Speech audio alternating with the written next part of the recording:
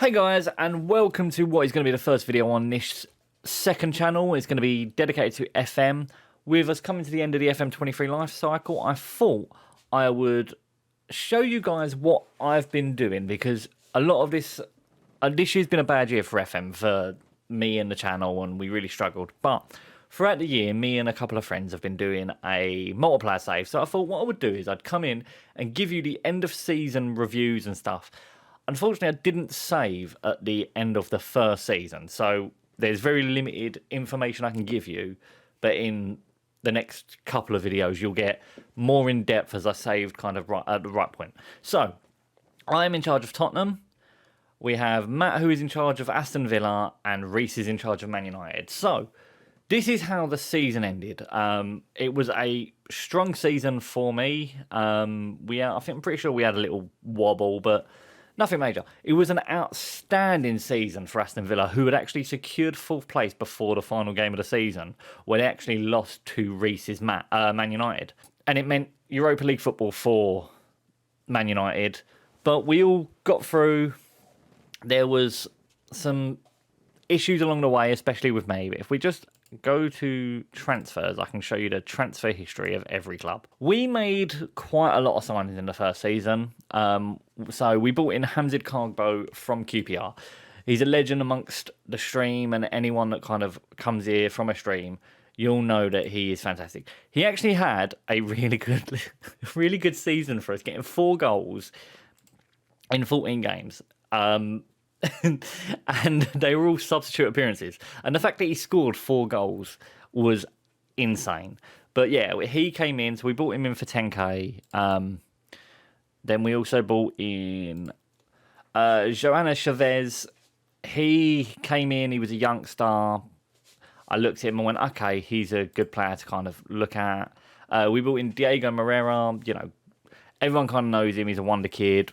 Brought him in for 750k. We brought in Fabricio Diaz from Liverpool FC, who are, what league he's based in? The Uruguayan leagues. And he came in. Where's the next one? Sami Sakali came in. So kind of they were the youngsters I brought in, and we were like, okay, these are the guys that I'm going to use to build on throughout the save. We then brought in Thomas Lamar for 2.6 million and Ben Davis. And I felt like that was an insane deal. He chipped in with some big goals for us. And yeah, he was a solid player. He was quite happy to play backup. We brought in Kelvin for 8.5. He's a guy that I've signed for the past few FMs. This FM, he didn't really make the grade. He came in at an awkward time. Well, an awkward time for Spurs, because we already had Jed Spence, we had Emerson Royal, who I found to be really good in the game. And then he came in, and him and Spence were fighting for that same position when they came in, and neither of them really took it. We brought in Anil Akmahodzic for 10 million, rising to 16.5 from Sheffield United. He came in. Big thing with him was he was homegrown, and that was a big problem for the Spurs squad, was that we didn't have a lot of homegrown players. And once you start getting rid of some of the, you know, for like the Premier League, the Ben Davis, who's homegrown in the Premier League, but not for the Champions League, we needed some homegrown players. So we brought him in as a backup and kind of to look to the future.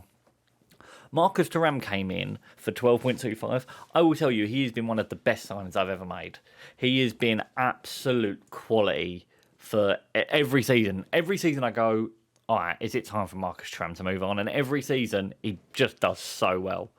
We brought in Thales Magno from New York City for 12.5, rising to 14.5. Another one that was, I've signed him for the past few FMs. Young, I was like, all right, let's get him in. Most FMs for me, he flies. Next few episodes, you'll see how he did for me.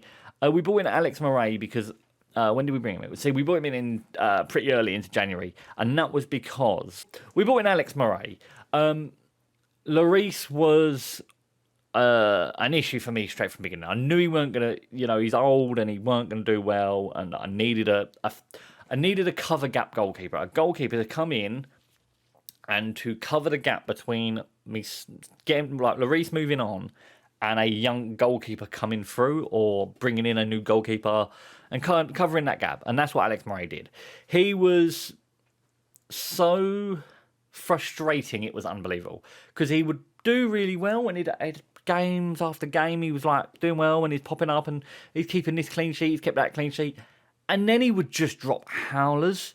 And it got to the point where he was dropping too many howlers that I was like, nah, I need to give the young goalkeeper their chance now. We brought in Tanguy and Nianzou for 18.75. Came in as another centre-back that I wanted. I was like, young. The first season I was like, let's look at young players that can grow with the club and keep us up there and are already quality players. And Nianzou was one of them, along with Josip Sutalo. Came in from Dynamo for 22.5. For me, it was all about making sure that we were building something. And the final signing here is Anatoly Trubin, who came in from Shakhtar for 24 million. I looked at Anatoly Trubin and said, this is the goalkeeper for the rest of the save. He was the guy that was going to come in and play behind Murray and then take Murray's spot and run with it. On the out, so we'll just go through the actual fees. We managed to sell Eric Dyer for 32.5 million. He was one of the players I wanted to go instantly, and he told me that he felt he'd achieved everything and he'd barely played for us. So we sold him for Real Madrid, 32.5 million. I felt like that was great business. We sold Davinson Sanchez to AC Milan for 13.25. I was shocked I got that much. Lucas Moura sadly left the club for 7 in January. It was a case of I wasn't looking to keep him on, especially when I'd signed, Talas Magno and Thuram. And then you look and you go, okay, in that first season we've got Son, we've got Kulusevski. And so I was like, Lucas can go and move on. We sold Fraser Forster to Nottingham Forest for 2 million. We had so many goalkeepers. We signed Murray, we had Trubin. Reece didn't leave. So it was a case of, all right, let's just... Fraser Forster can leave, and we got 2 million out of it. And then a bunch of youngsters and the Ben Davis deal. All right, so here we are with Man United. So these are the players that Man United signed to secure their 5th place. Reece is not going to like that when when the video goes live. So he brought in Pape Matar Sarr on loan off me. He barely played him. He signed him, and then he went and signed. So this was a point within the save where things got a little bit heated because he signed him on loan for me, and he was like, "Oh, he's going to come into a squad player. I've got European football. He'll play." And then he went and signed Yuri Tielemans. Yeah, so he went and signed Tielemans. So then Pape Matar Sarr just rotted, and he hasn't recovered. He signed Daniel Jebison from Sheffield United for 10 million. I think he'd be the first to say that was a mistake because I don't think... he may have made a couple of appearances, but I don't think he's still at the club. He brought in Karim Konate from Salzburg for 14 million. I'm going to honestly say, we're a few years in, I don't think I've ever seen this guy pop up again. He also signed Matchoy Diallo from Ferreira for 15 million.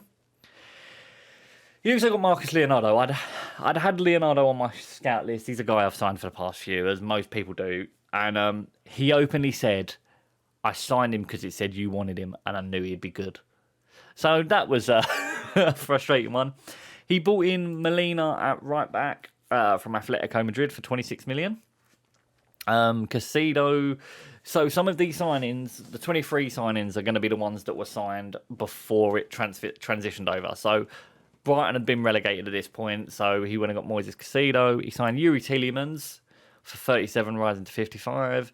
He signed Evan Nilsson for 55 million. And this one pissed me off because he didn't pop up on any scouting reports for me. And by the time we'd done this season, it was pretty early on into the FM life cycle, so not enough people have spoken about him. But Scalvini from Atalanta for 45, rising to 74. On the players out, PSG signed Bruno Fernandes for 70, rising to 86 million. Bayern signed Aaron Wan-Bissaka for 23, rising to 27. They've had him listed for about 10 for 2 seasons. And then, youngster and a lot of loanees. So nothing too major there.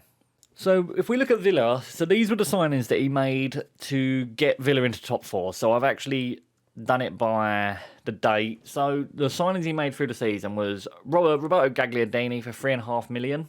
He did all right for him, to be fair. had a good season.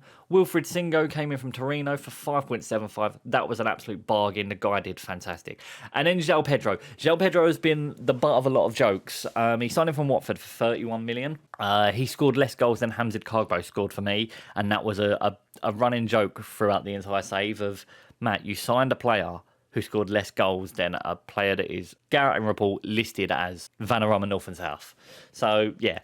He then signed Ola Solbakken on a Bosman from Bodo Glimt. One thing you're going to learn throughout these videos is that Matt's signings do not make sense. We've had a lot of times throughout this save where there's been questions asked. He signed Julian Romero from Independiente for 4.6 million. I've never seen this guy's name pop up. He signed Nemanja Motika from Crvena Zvezda for 2 million. Can't say I've ever seen him play this guy. He got Alexis McAllister from Brighton after their relegation for 33 million. He could have got him cheaper. He doesn't like haggling. This guy, Martin Dardai, he signed him for 4.1 million. And then loaned him straight back out when he didn't have many centre-backs. And when I raised that point to him, he said, well, they wouldn't let me sign him without it. So I kind of had to. And I was like, then you just don't let them do that. But he did. He loaned him back to Hertha Berlin. Guy had a good season. And then I'm pretty sure he sold him for a profit. He joined Jordan Zamora from Bournemouth for 12.75 after their relegation, which has been an interesting transfer. And finally, he signed David Turnbull for 24 million from Celtic. So you're probably thinking at this point, he must have a lot of centre midfielders. And he does. He overloaded in centre midfielders. Transfers out. Newcastle came in and made a 58 rising to 79 million bid from Martinez. Matt didn't want him to go, but we all agreed at that price you can't turn it down. So he sold Martinez, who has gone on to have some of the worst goalkeeping performances since XQC in the Sidemen charity match. Because I'm pretty sure both me and Reece and Matt have all put sixes past Emi Martinez. He sold Morgan Sanson to Crystal Palace for 10 million. He sold Tyrone Mings to Wolves for 8 because he hates Tyrone Mings for some reason. And then Kerr Smith to Leicester for 7 and Gilbert to Brighton. But that is about all the information I can give you for this first season. But it was an entertaining one, and we learned a lot about ourselves, about each other. I'm making this sound like really philosophical and stuff like it wasn't like this at all. It was let's just get through this, and that's the way I play first season. My first season is always a case of let me just get through the season. Let me get the first season's a free one, like that. It's where I learn about the players, and that's how I used it. And the fact that I finished so highly was outstanding. Matt did say at the end of this season that I would never finish above him again, and he would be a top 4 regular team. And in the next episode, you will find out whether Matt cemented Aston Villa as a top 4 Champions League side. But that is going to be where we end this video. If you've enjoyed this little flash point into how we do into our multiplayer save, make sure you smash that like button down below. And if you're new to the channel, hit that subscribe button. FM23 is going to be a big year for FM content, and it will all be uploaded to this channel. I have been Justin, and you have had just enough.